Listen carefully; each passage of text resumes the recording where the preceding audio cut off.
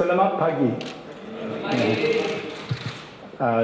Thank you very much. It's a great honor and pleasure for me to be here in Indonesia for the very first time.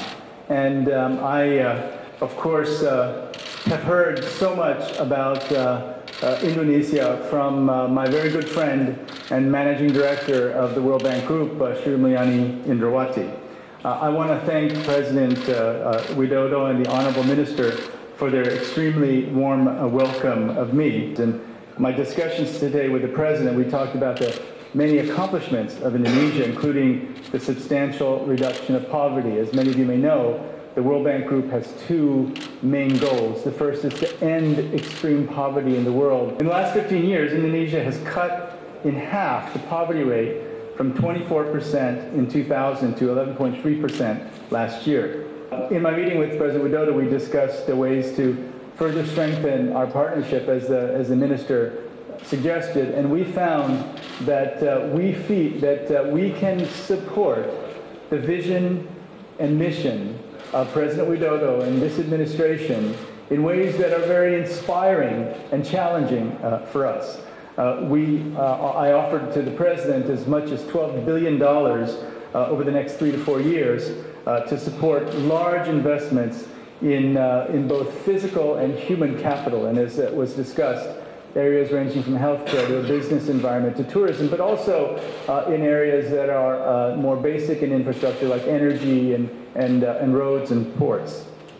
Indonesia is a very sophisticated country. They don't need a World Bank to tell them what to do. But the way that we might be able to help is that since we work in so many countries all over the world, we can bring those experiences and then bring them here to Indonesia to see if some of them might be relevant. In my meeting with President Widodo today, I was personally very inspired, not only by his personal story, but also by the fact that he has been a successful business person, and his vision and mission for Indonesia, we think, is both inspiring and exactly going in the right direction. I walked away from the meeting this morning extremely optimistic about the future of Indonesia.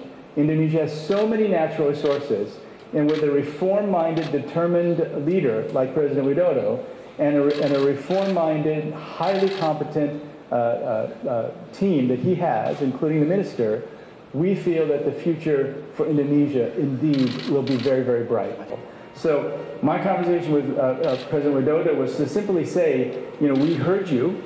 We know that the world is changing. We know that organizations have to evolve. And I simply informed him of all the changes that I have taken the organization through over the last 2.5 years that I think most people don't understand. And I hope I was able to express that we've changed in a way that we think that he will find very helpful to Indonesia. We're very impressed that this administration understands very clearly what the most important tasks are. We know that there's an infrastructure deficit, and there's aggressive action to close the infrastructure deficit. But also, I was very impressed with President Widodo's commitment to investing in human capital, investing in human beings, in education, in healthcare. So, and the understanding of what it will take to grow at 5.7% now and in future years, we thought was very, very clear.